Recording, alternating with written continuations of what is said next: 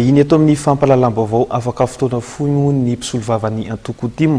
izay hitondra fanazavana misy kokoa mikasika izay hetsika izay ho tanteran'izy ireo etsy Mahamasina raha ampitso izay fa tsy ny Antoko Timo ihany no mitaky ny anatanterahana ny hetsika fankalazana ny 15 taona nijoroany fa isan'ny mitaky izany ihany koa ny CRN io jerentsika an'izay ary ny sary.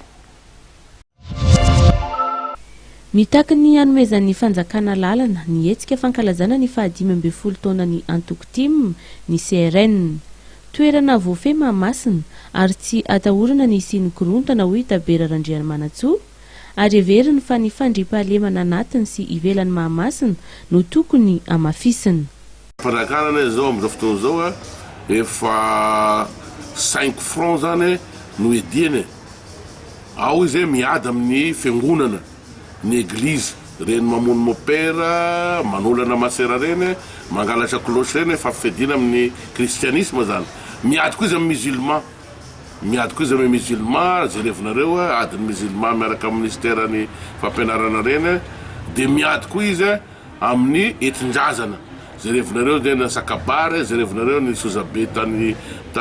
soirene jerevinareo fatin'ny mpanjaka reny de miady koa izy zany amin'ny syndicat miady izy amin'ny journaliste miady izy zany mpanao politique koa zany de mba izy firenena ty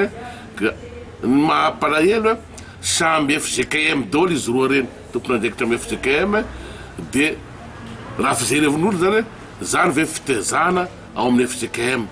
mba alaminareo roa tota io miantso ny siny ny marimaritra iraisana ary ny siny ny filaminana trany eto amin'ny firenena ny CRN.